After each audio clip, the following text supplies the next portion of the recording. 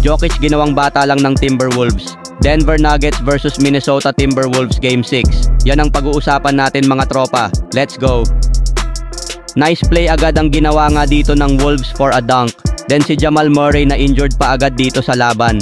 Pero hindi siya napatigil sa magandang start ng Nuggets. At ready na nga silang tapusin ang series na ito. May lead nga sila na 9-2. Early timeout agad ang Minnesota. Pero after the timeout, bumawi naman sila Anthony Edwards dyan at matinding 9-0 run. Ang kanilang pinakawalan dito para mabawi ang kalamangan. At na-hype nga si Karl Anthony Towns after his one-hand dunk. Kaya naman ang Nuggets ay napa-timeout dito. Kaso after the timeout, nagpatuloy nga ang run ng Wolves dito. At another big run ang ginawa nila. And this time 11-0 run naman ang ginawa ng Wolves. At itong si Anthony Edwards muli ang nanguna. At ang Denver Nuggets hindi nga makashoot for 6 minutes straight.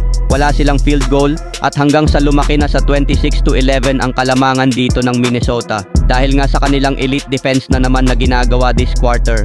At pinagpatuloy nila hanggang sa matapos ang ating first quarter. Kaya naman meron silang big lead dito, 31-14. Second quarter natin na ba sobrang daming mintis nga ng Nuggets dito tropa.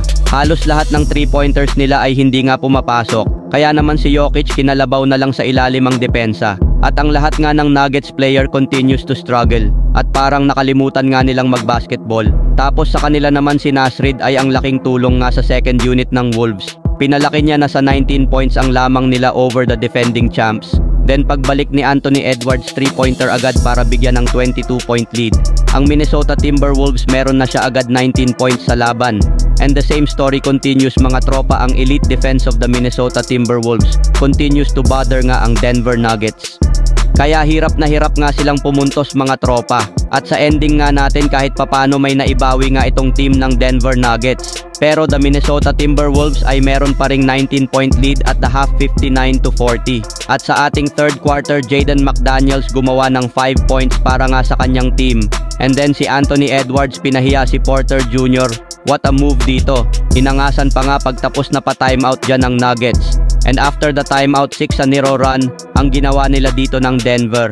Pero agarang sumagot ang Wolves sa kanilang sariling run para ibalik sa 26 points ang kanilang kalamangan dito. 74-58 with 6 minutes left.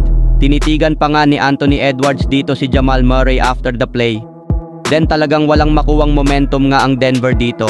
At si Anthony Edwards at ang team ng Minnesota Timberwolves continues to dominate the game. Sa ating fourth quarter nga ay hindi na tinigilan ng Minnesota Timberwolves itong Denver Nuggets. At kanilang pinaabot na sa 30 points ang kanilang lead sa laban dito sa NBA defending champions. At sa huli na ipanalo ng Wolves ang laban sa score na 115-70. So yun lang mga katropa ang ating balita ngayong araw. Sana nag-enjoy kayo. Please like and subscribe sa aking YouTube channel Tropang Basketball para updated kayo sa mga update patungkol sa NBA. Kita-kits muli sa ating susunod na video. Maraming salamat mga tropa. Ingat and peace out.